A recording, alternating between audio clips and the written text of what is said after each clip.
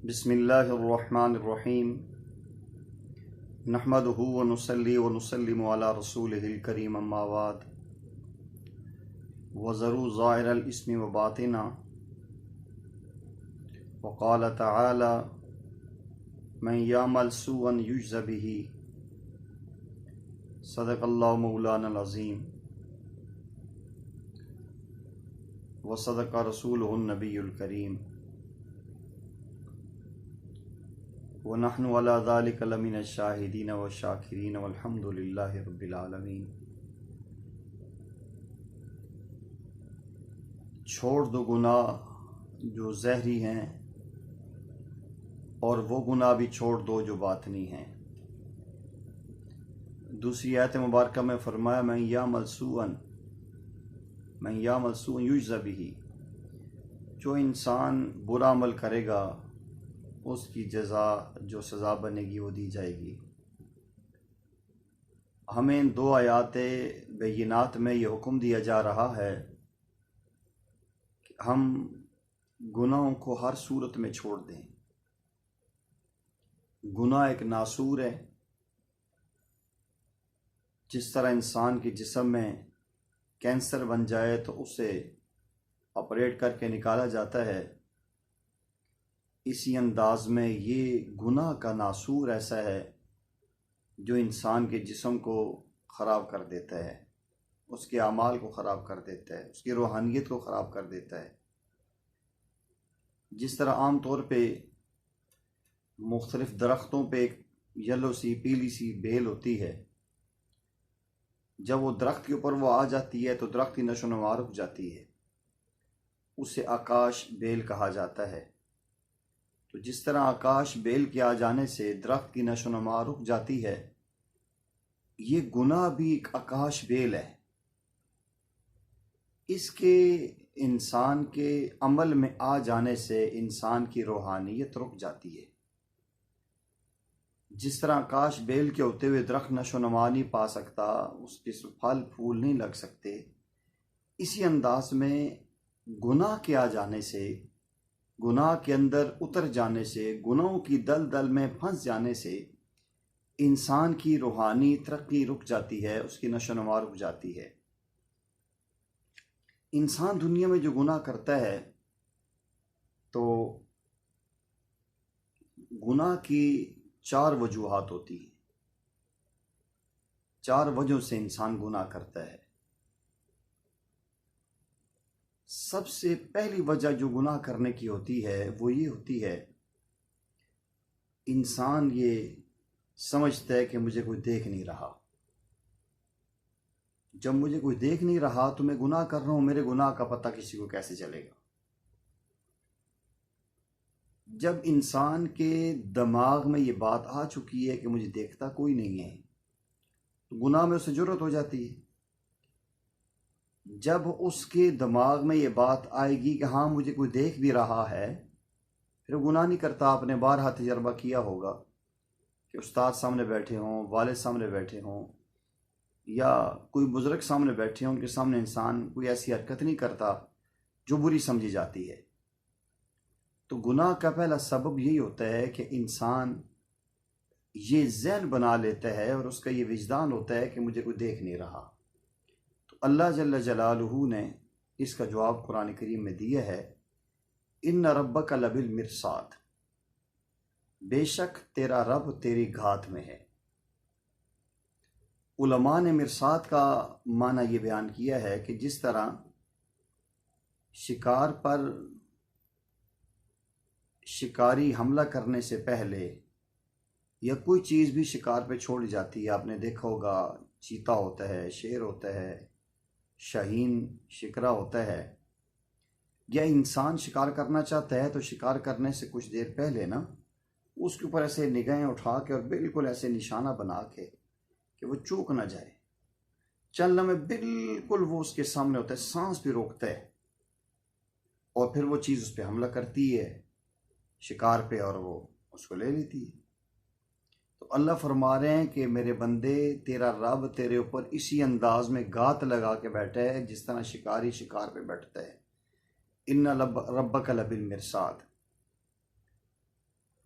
और इससे ये वाज़े कर दिया कि इंसान को ये वाज़े हो जाना चाहिए, ये पहली जो वजह है वो जहन से निकाल ले कि हाँ, मुझे एक ज़ात है अल्लाह की जो देख रही है। अगर ये इंसान का अकीदा और ईमान बन जाए कि हर आन हर घड़ी अल्लाह मुझे देख रहा है, अल्लाह व नाज़िरी, इंसान गुनाह नहीं करेगा। दूसरी वजह यह होती है कि इंसान ये कहते हैं कि किसी को क्या पता चलेगा, माँ बाप घर में नहीं है, किसी को पता ही नहीं है, जो मर्जी मैं गुनाह करूं। जब ये इंसान का जहन बन जाता है, ये दूसरी सबब और दूसरी वजह होती है जो इंसान को गुनाह पे आमादा करती है और उभारती है कि मुझे जो है जिस तरह कोई देख नहीं रहा ऐसे किसी को इल्म नहीं है। तो अल्लाह ने इस चीज़ का भी जवाब दे दिया है कुरान करीम के अंदर भी, फ़हुव अलीम बिज़ाति सुदूर यालमु खाइनतुल अयुन व मा तुख़फ़ी सुदूर, वो आंखों की ख़यानत को भी जानता है और तुम्हारे दिलों के अंदर पनपने वाले ख्यालात को भी जानता है। तो ये दुनिया में गुनाह करने का जो दूसरा सबब है कि मुझे कोई देख नहीं रहा, बता दिया है कि अल्लाह जल्ल जलालू की ऐसी ज़ात है, हर आन हर घड़ी इंसान को ये देखती है। ये पहली चीज़ भी ख़त्म हो गई कि मैं गुनाह कर रहा हूँ तो मुझे कोई देख नहीं रहा, या दूसरा किसी को पता नहीं चलेगा। तीसरा ये होता है कि मेरे पास कोई नहीं है। जब मेरे पास कोई नहीं है, मैं अकेला हूँ, जो मर्जी गुनाह करूँ, ना मुझे कोई देख रहा है, ना किसी को मेरे गुनाह का पता है और ना कोई मेरे साथ है।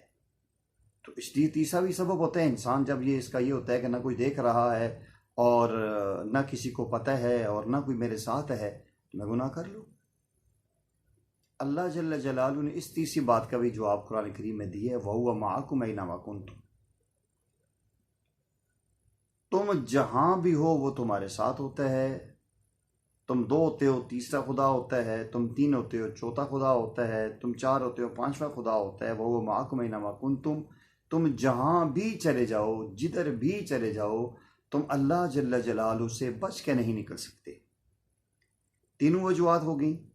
पहला, मुझे देख कोई नहीं रहा, मेरे गुनाह का किसी को पता नहीं है और मैं अकेला हूँ। तो फरमाया ऐसा नहीं है, तुम अकेले नहीं हो, वो अल्लाह की ज़ात है, वो हर आन हर घड़ी तुम्हारे साथ है।